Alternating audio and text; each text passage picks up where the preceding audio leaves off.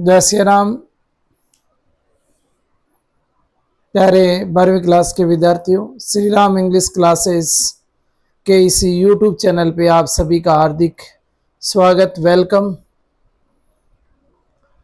मैं सुनील कुमार डुकिया पिछले कुछ दिनों से इंग्लिश ग्रामर में एक टॉपिक को पढ़ा रहा हूँ। सिंथेसिस नाम का टॉपिक है। ध्यान देना, इस टॉपिक को पढ़ते हुए हमें काफ़ी समय भी हो गया, क्योंकि इसके काफ़ी वीडियो आ भी गए हैं। तकरीबन 24-25 क्लासेस, इससे ज़्यादा भी हम देख चुके हैं, क्योंकि पहले हमने सिंपल सेंटेंस बनाने सीखे थे, उसके बाद हमने कॉम्प्लेक्स सेंटेंस बनाना शुरू कर दिया था।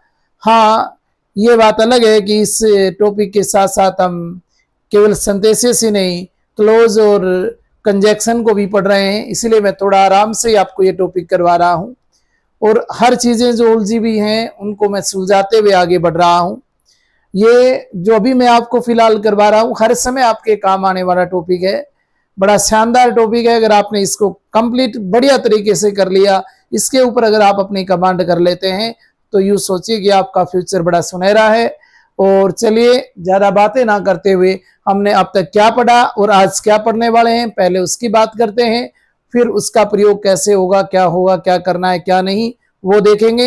हाँ, पढ़ने से पहले मैं आप लोगों को यही कहूँगा कि इसको पढ़ें, उससे पहले इसका स्क्रीनशॉट ले लें। मैं साइड हो जाता हूँ ताकि बाद में ये एग्जाम्पल जब मैं समझा दे हूँ तो आप इनको दोबारा हल करके देख सकें। तो एक बार आप इसका, हाँ, आप देखो अब तक हमने क्या पढ़ा और आज क्या पढ़ने वाले हैं। पहले ध्यान दीजिएगा, इधर हमने सिंथेसिस के अंदर अब तक सिंपल सेंटेंस पढ़ लिया, अब कॉम्प्लेक्स सेंटेंस पढ़ने वाले हैं। कॉम्प्लेक्स सेंटेंस में हमने क्या पढ़ लिया? नाउन क्लोज को पढ़ लिया, एडजेक्टिव क्लोज को पढ़ लिया। क्या पढ़ने वाले हैं? एडवर्ब क्लोज को पढ़ने वाले हैं। एडवर्ब क्लोज में हमने क्या पढ़ लिया? टाइम क्लोज के कुछ कंजक्शन देख लिए। कौन से अब तक हमने पढ़ लिए जी? हमने व्हेन पढ़ लिया, एज सून एज पढ़ लिया, एज लॉन्ग एज पढ़ लिया, व्हेन एवर पढ़ लिया, अनटिल पढ़ लिया, टिल पढ़ लिया, हार्डली व्हेन पढ़ लिया, स्केयरली व्हेन पढ़ लिया, नो सूनर देन पढ़ लिया। अरे हमने खूब सारे कंजक्शन पढ़ लिए जिनका प्रयोग अपने किस में करते हैं? टाइम को दर्शाने के लिए, समय को दर्शाने के लिए। अब क्या पढ़ने वाले हैं? आज मैं आपको बिफोर और आफ्टर का प्रयोग बताने वाला हूं। ध्यान से देखना, आफ्टर और बिफोर आपने कई बार पढ़ा भी होगा।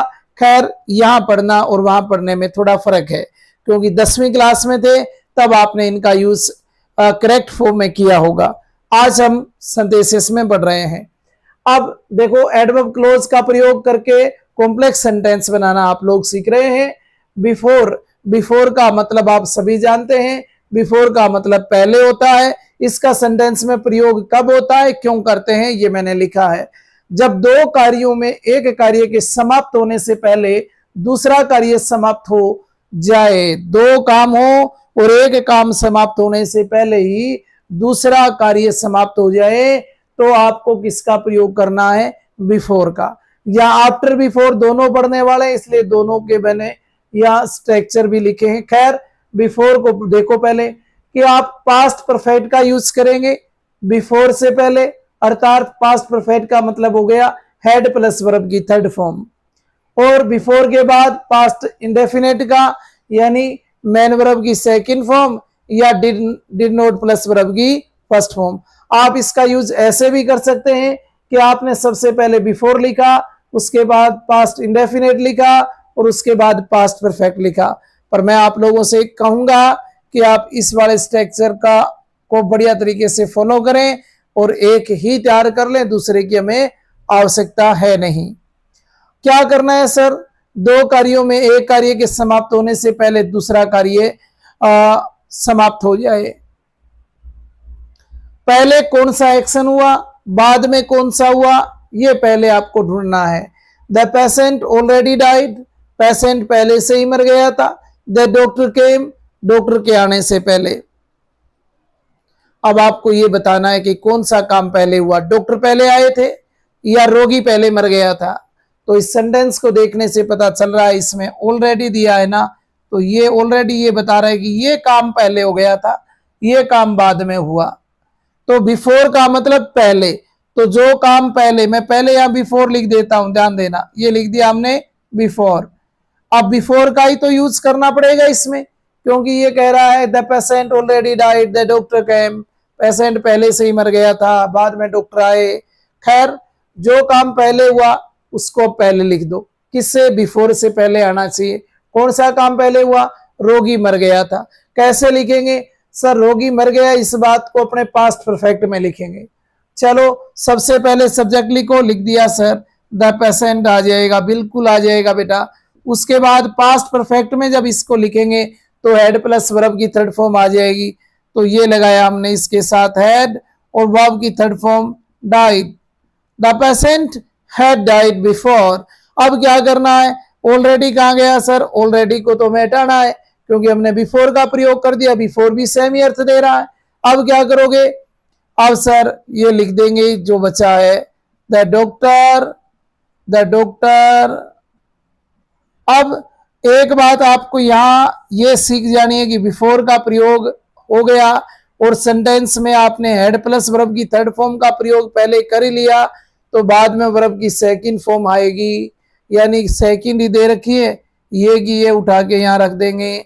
अगर मैं यहाँ कम लिख दूं तो भी याद रखना कि केम ही करना है, आपको सेकंड फॉर्म ही लिखनी है।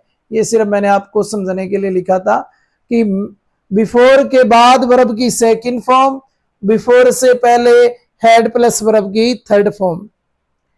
आई already reach there, the bell rang. अब ये कह रहा है मैं पहले से ही वहां पहुंच गया था, और घंटी बजी, पहले घंटी बजी थी या पहले पहुंच गया था? तो पहले काम तो ये हुआ सर। तो ये देखो, हमने बिफोर का प्रयोग करना है ना बेटा, तो हमने पहले ही बिफोर लिख लिया ताकि हमें दिक्कत ना आए। अब बिफोर से पहले जो काम हुआ वो पहले लिख दो। तो सर पहले किस टेंस में लिखें? पास्ट परफेक्ट में लिखना है। ये देखो, पास्ट परफेक्ट में लिखना है। पास्ट परफेक्ट में लिखने के लिए I had reached, I had reached there, I had reached there, I had reached there, ये लिख दिया। बिफोर का प्रयोग हम पहले कर ही चुके थे यहाँ, अब ये बिफोर लिखा। हाँ, यानी ये अपने पहले मैंने आपको लिख दिया था, जगह की वजह से मैंने इसको हटा के वापस इसको लिखने के बाद दोबारा लिखा है। अब हमें क्या करना है? दूसरा सेंटेंस लिखना है। तो दूसरे में द बेल को लिया हमने, जी सर। इसके बाद वर्ब की सेकंड फॉर्म दे रखी है तो वो लिख दो। ये हो गया किसका प्रयोग है? बिफोर का।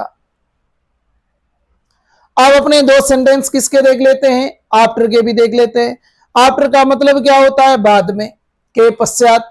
जब दो कार्यों में एक कार्य समाप्त होने के बाद दूसरा समाप्त हो जाए।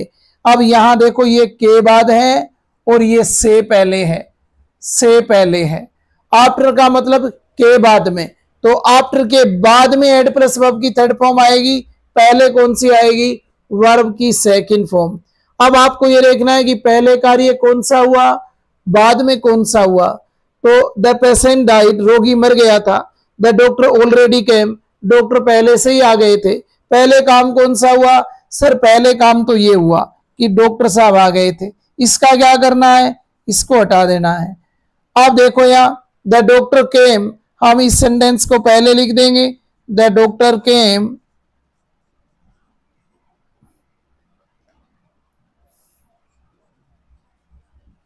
इसके बाद आफ्टर का प्रयोग करेंगे, और आफ्टर के देखो एक बात नोट कर लेना, आफ्टर का स्ट्रक्चर जो होता है वो उल्टा होता है। मैं यहाँ ये वाला दूसरा हटा के यहाँ ये लिख देता हूं। देखो आफ्टर वाला लिख देता हूं, इसको अपने यहाँ से गायब कर देते हैं क्योंकि इसकी हमें आवश्यकता नहीं है। जब बिफोर की जगह आपको आफ्टर का प्रयोग करना हो ना, बिफोर की जगह किसका प्रयोग करना हो? आफ्टर का, तो इसका मतलब इसका उल्टा हो जाएगा। पहले क्या आ जाएगा? पास्ट इंडेफिनेट आ जाएगा, पास्ट इंडेफिनेट आ जाएगा। पास्ट इंडेफिनेट को दूसरे शब्दों में कहूं तो सर पास्ट सिंपल कह सकते हैं। यानी पहले पास्ट सिंपल आ जाएगा और बाद में क्या आएगा?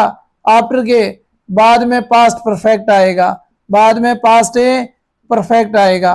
पास्ट परफेक्ट तो सर हेड प्लस वर्ब की थर्ड फॉर्म होता है ना, बिल्कुल। तो पास्ट इंडेफिनेट क्या होता है? पास्ट इंडेफिनेट बेटा मैन वर्ब की सेकंड फॉर्म या फिर डिड प्लस वर्ब की फर्स्ट फॉर्म, ये होता है। याद रह जाएगा? बिल्कुल रह जाएगा क्योंकि ऑलरेडी आपको याद है। अब हमने क्या किया? आफ्टर का प्रयोग तो कर दिया, उससे पहले पास्ट सिंपल का भी प्रयोग कर लिया, उसके बाद आफ्टर के बाद क्या आता है, पास्ट परफेक्ट आता है, तो पास्ट परफेक्ट लिख दो। या पास्ट परफेक्ट लिखने के लिए क्या करोगे, सबसे पहले सर सब्जेक्ट लिखेंगे, ये लिख दिया क्या, द डॉक्टर। उसके बाद सर हेड लगाएंगे, और मैन वर्ब की कौन सी फॉर्म आएगी, केम नहीं, अब थर्ड फॉर्म आएगी कम, इसको कम में बदल देंगे। The bell already ring I reached there, पहले काम कौन सा हुआ, घंटी लगी, या आप वहां पहुंचे, सर पहले तो ये घंटी लगी क्योंकि ये कह रहा है ना, तो इसको ही पहले लिख देते हैं, पहले ये काम हुआ, तो द बेल और रिंग। अब किसका प्रयोग करोगे, अब सर आफ्टर का प्रयोग करेंगे, ये कर दिया AFTER। अब क्या करोगे, जो इसकी द बेल रंग, आफ्टर उसके बाद सर सेकंड सेंटेंस को पास्ट परफेक्ट में बदल देंगे, तो आई लिखा, उसके बाद हैड लिखा, उसके बाद रीच्ड लिखा, और उसके बाद देयर। सर आपने ऊपर वाले में तो रीच्ड स्केम का कम किया था, इसका नहीं हो गया, थर्ड फॉर्म होगा ना बेटा, इसकी सेकंड और थर्ड फॉर्म यही तो होती है, इसीलिए हमने इसी को वापस लिख दिया। बात समझ में आई आप लोगों को? आप दोबारा इस सेंटेंस को समझें, आफ्टर का जब प्रयोग करें तो बाद वाला सेंटेंस पास्ट परफेक्ट में, शर्त ये कि पहले वाला किस में होना चाहिए, पास्ट सिंपल में होना चाहिए। बिफोर में इसका उल्टा होता है, बिफोर से पहले पास्ट परफेक्ट में, लेकिन शर्त ये कि बाद वाला सेकंड में हो। बस इन दो बातों का आप ध्यान रख लेना, और इन दो बातों का आप ध्यान रख लोगे तो आपका बिफोर और आफ्टर का प्रयोग भी कंप्लीट है। ये टाइम क्लोज के अंदर दो कंजक्शन आफ्टर बिफोर थे, जिसको आज हमने पढ़ा। कल फिर इस टॉपिक को यहीं पर एक दो कंजक्शन और हैं, मैं ऐसा चाहता हूं कि कोई भी मैं छोड़ू ना, ताकि आपको बाद में कहीं देखने को मिले और आपको लगे कि सर ने ये करवाया नहीं, ये थोड़ा टफ था, मुझे कहीं से सीखने को नहीं मिल रहा ना। हर एक चीज में आपको यहाँ उपलब्ध करवाऊंगा, उसके भले ही मुझे 2 या 4 जितना भी जो टाइम मैं आपका ले रहा हूं, उतने ही टाइम के अंदर मैं 2 4 एग्जाम्पल करवाते हुए आगे बढ़ूंगा। और ये टॉपिक आप में, इस टॉपिक के अंदर ऐसा कुछ छोड़ने वाला नहीं हूं जो मैं आपको करवाऊं ना। आज के लिए बस इतना ही। जय सिया राम। फिलहाल आप स्क्रीनशॉट ले लीजिए, दोबारा इन एग्जाम्पल को आपने जो पहले लिया उसके अकॉर्डिंग करके देखें अपने नोटबुक में, और फिर देखें कि क्या आपको आने लग गया। कहीं भी समस्या, दिक्कत, परेशानी हो तो फिर आप कमेंट करिए, मैं उसका सॉल्यूशन करने के लिए फिर हाजिर हो जाऊंगा। जय सिया राम।